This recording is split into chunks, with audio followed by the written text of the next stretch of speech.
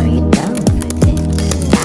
If you're in the mood, we can take it to the moon. Just like a movie scene, table for two.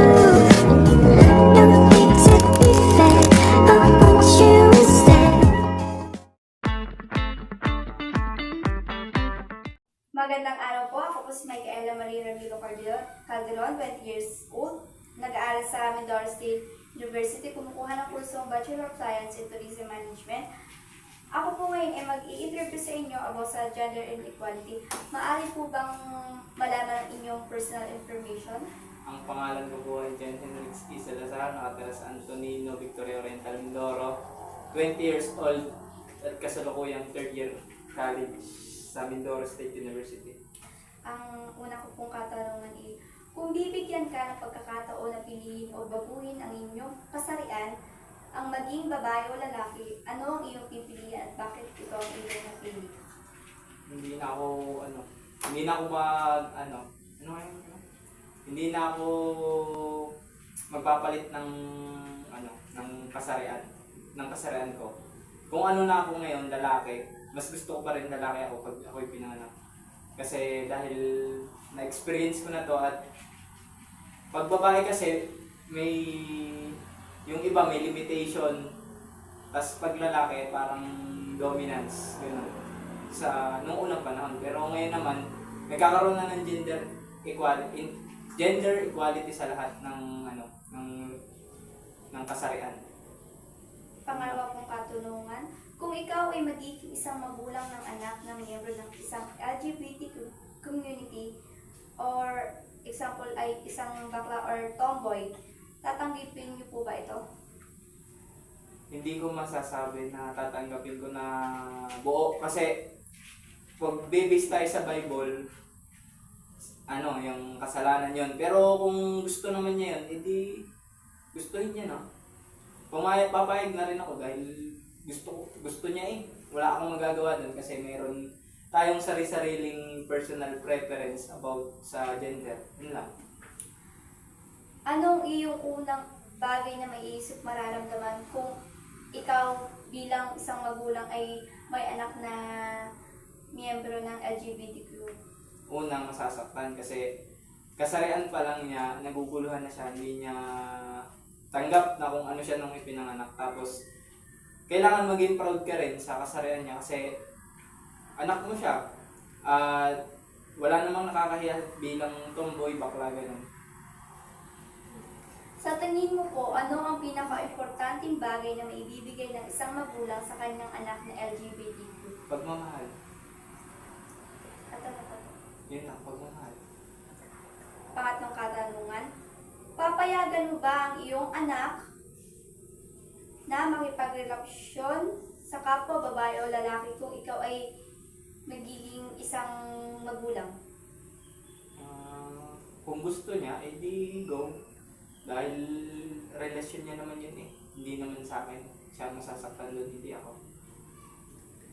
Sa iyong pananaw, nakaranas na ba ikaw o ang iyong pamilya ng gender inequality ngayon sa kasalukuyan? Siguro dati, noon. Dahil may limitation, gaya ng sinabi ko nung una, may limitation na dati ang mga babae na kapag babae ka, hanggang bahay ka lang, hanggang pag-aalaga ka ng anak, hindi ka pwedeng magtrabaho kasi maano ka ng society, mahuhusgahan ka pati ang iyong asawa dahil nagtatrabaho ka. Pero sa panahon ngayon, wala na dahil lahat nagtatrabaho na, lahat kaya na. Yun lang. Maraming salamat po sa inyong mga naging impormasyon. Salamat po.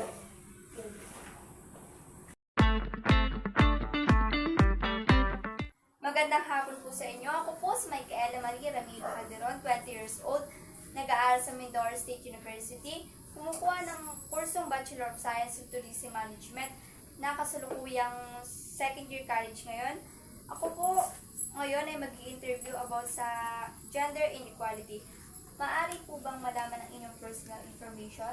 Magandang hapon din po. Ako po si Rosalinda Riola. Kasalukuyang nakatira sa Barangay Antonino, Victoria Oriental, Mindoro at may 57 taong gulang. Una pong katanungan, kung bibigyan ka ng pagkakataon na piliin o baguhin ang iyong kasarian, ang maging isang babae o lalaki, anong iyong pipiliin at bakit ito ang iyong napili? Maging babae pa rin. Kasi nakasanayan ko nang tumanda na isang babae, maging isang ina at maging isang lola, maging isang asawa ng aking asawa. Pangalawa pong katanungan, kung ikaw ay magiging isang magulang sa na ang iyong anak ay membro ng LGBTQ community, halimbawa po ay isang bakla o tomboy, tatanggapin mo po ba ito? Oo, tatanggapin ko. Dahil yun na yun siguro yung kanyang naging kasarian, kaya tatanggapin ko siyang maging gayon. Ano po ang unang bagay na iyong maiisip o mararamdaman kung ikaw at ang iyong member ng iyong pamilya ay may ganun pong kasarian? Siyempre sa una magagalit ka, maiiyamot ka kasi hindi naman siya talaga gano'n kumbaga. Kaya siguro pagka talagang hindi mo na siya pwedeng maging lalaki or maging babae, ay dito nasusuportahan ko na lang siya. Sa tingin mo po ba, ano ang pinaka-importanting bagay na bibigay mo bilang isang magulang sa iyong anak na miyembro ng LGBTQ? Moral support, at yun, laging pangangaralan, yun. Pangatlo pong katanungan, papayagan mo po ba ang iyong anak na makipagrelasyon sa kapwa babae o lalaki? Hindi. Kasi wala namang mangyayari sa kanila. Pagka ang asawa niya, ang kapartner niya ay babae, parehas lang silang babae. At kung lalaki naman, parehas din lang lalaki. Wala namang gaganap. Pang-apat pong katanungan, sa iyong pananaw, nakaranas na ba ang iyong pamilya ng gender inequality ngayong kasalukuyan? Hindi pa, wala pa. Marami pong salamat sa inyong mga inyong magandang sagot. Yun lamang po. Thank you din po ng marami. Magandang araw po. Ako po si Micaela Marie Camilo Calderon, 20 years old, nag-aaral sa Mindoro State University. Kumukuha ng kursong Bachelor of Science in Tourism Management. Nakasalukuyan sa Ranger College ngayon. Ako po ay mag-interview sa inyo about sa gender inequality. Maaari po bang malaman ang inyong personal information? Maaari rin naman malaman at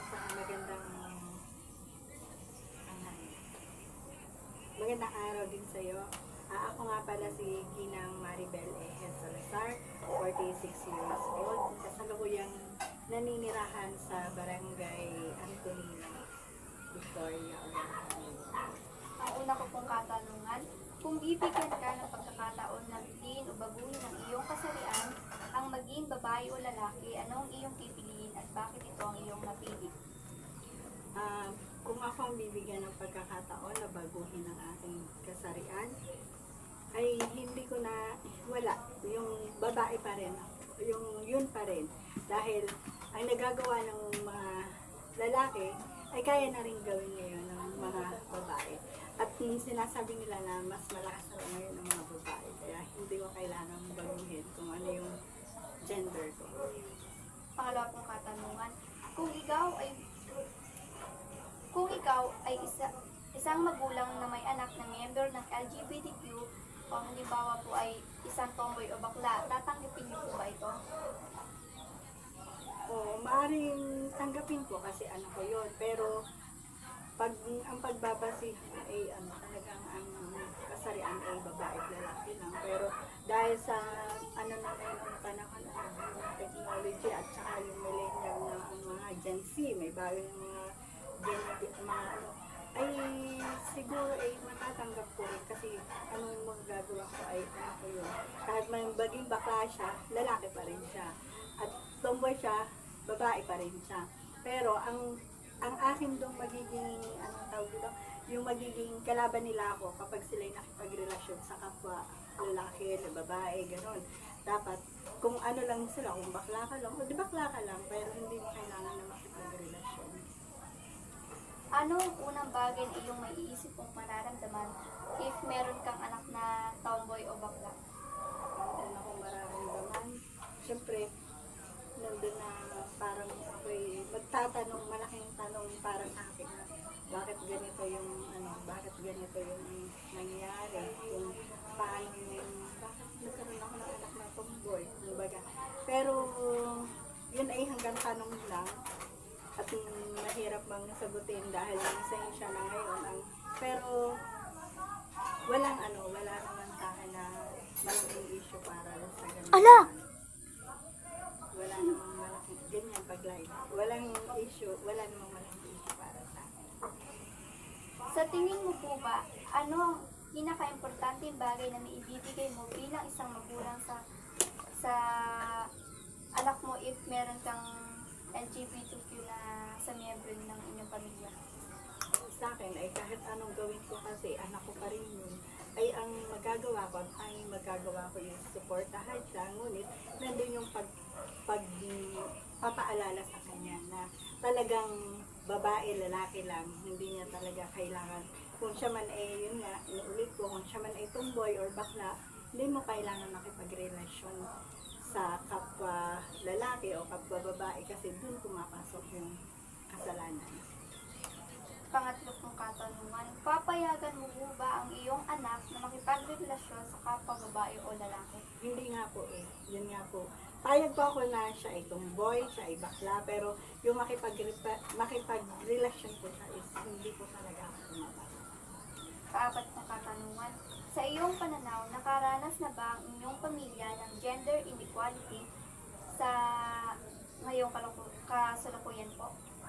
Sa kasalukuyan o na-praise ka dahil wala naman pong nararanasan sa aking pamilya na at saka hindi ko naman nakikita na ano ko ay merong bakla nga, merong tomboy.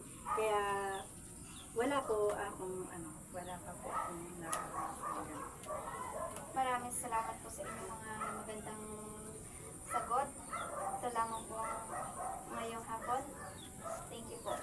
Okay. God bless.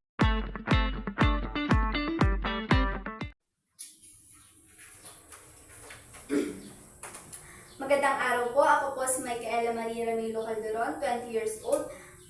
Nag-aaral sa Mindoro State University. Kumukuha ng kursong Bachelor of Science in Tourism Management na kasalukuyang second year college ngayon. Ako po ngayon ay mag-i-interview sa inyo about sa gender inequality. Maaari po bang malaman ang inyong personal information? Ako po si Sandara Salazar, 19 years old, nag-aaral sa Southwestern College at kasalukuyang kinakuha ay Marine Transportation. Una po pong katanungin ay kung bibigyan ka ng pagkakataon na piliin o baguhin ang inyong kasarian, ang pagiging babae o lalaki, ano ang inyong pipiliin at bakit ito ang inyong napili? Para sa akin, kung bibigyan man ako ng pagkakataon ay hindi ko na ito baguhin dahil ito ang binigay ng Diyos sa akin at wala akong karapatang baguhin ito. Maraming salamat po. Kung ikaw ay magiging isang magulang ng anak na miyembro ng LGBTQ community, halimbawa is tomboy or bakla, at tatanggapin mo po ba ito? Para sa akin, big deal kasi sa akin ang pagiging tomboy at bakla. So, hindi ko ito tatanggapin kasi kung ang magiging anak ko ay tomboy o bakla, makikita naman yun sa magulang kung agree ba. So, hindi ako agree, so hindi ko papayagan. Ano ang unang bagay na inyong mararamdaman or may iisip if yung anak mo is tomboy or bakla? Ang magagalit, una, kasi based on the Bible, wala namang sinabing ganyang gender. Sa tingin mo po ba, ano ang pinaka-importanting bagay na may bibigay ng isang magulang sa kanyang anak na member ng LGBTQ? Una-una para malaman niya is yung pagmamahal para ma-realize niya na hindi yun ang kuha sa parehas na gender. Yun.